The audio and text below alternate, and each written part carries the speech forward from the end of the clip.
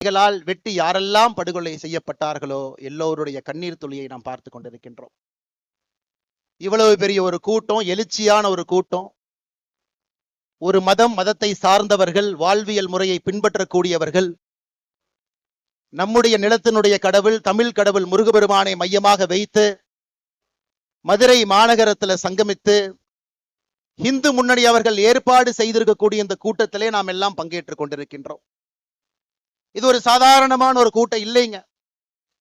ஒரு இனம் தன்னுடைய குரலை உரக்க சொல்லிக் கொண்டிருக்கிறது, தன்னுடைய உரிமையை நிலைநாட்ட வேண்டும் என்று விரும்புகிறது, தன்னுடைய வாழ்வியல் முறையை யாரும் தொந்தரவு செய்யக்கூடாது என்று ஏங்கிக் கொண்டிருக்கிறது.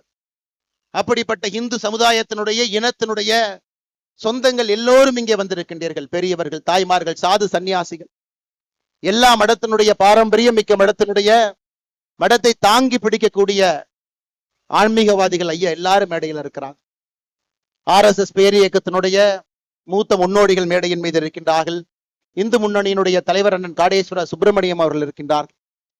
நான் சார்ந்திருக்கக்கூடிய பாரதிய ஜனதா கட்சியினுடைய தலைவர் அன்புக்குரிய அண்ணன் நயினார் நாகேந்திரன் அவர்கள், எல்லா மூத்த தலைவர்கள் மேடையின் மீது இருக்கின்றார்கள். மிக முக்கியமாக இந்த நிகழ்ச்சிக்காக தன்னுடைய பொறுப்பை எல்லாம் விட்டு இதுதான் என்னுடைய முதல் பொறுப்பு, எங்கே சனாதன தர்மத்தில் பிரச்சனைக்கு உள்ளாக்கப்படுகிறதோ அங்கே நான் இருப்பேன் என்று சொல்லி இந்த நிகழ்வுக்கு ஆந்திரா மாநிலத்தினுடைய துணை முதல்வர் அண்ணன் பவன் கல்யாண் அவர்களும் கூட இங்கே நம்மோடு வந்து நின்று கொண்டிருக்கின்றார்.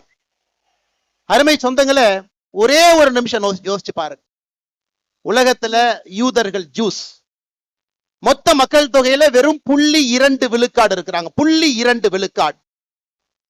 அவர்களுடைய வாழ்வியல் முறையை தொந்தரவு செய்வதற்காக வெறும் 0.2 விழுக்காடு இருக்கக்கூடிய ஒரு இனம் 4 நாடுகளோடு சண்டை போட்டு நின்று கொண்டிருக்கின்றார்கள். 4 நாடுகளோடு. அந்த ஊர்ல இன்னைக்கு போய் நீங்க பாத்தீங்கன்னா அங்க இருக்கக்கூடிய குழந்தைகள் எல்லாம் பள்ளிக்கூடத்தை மொத்தமாக மூடி இருக்கின்றார்கள். ஹாஸ்பிட்டல் எல்லாமே கீழே கொண்டு போயிட்டாங்க, அண்டர் கிரவுண்டுக்கு. அந்த நாட்டை ஆளக்கூடிய தலைவர்கள்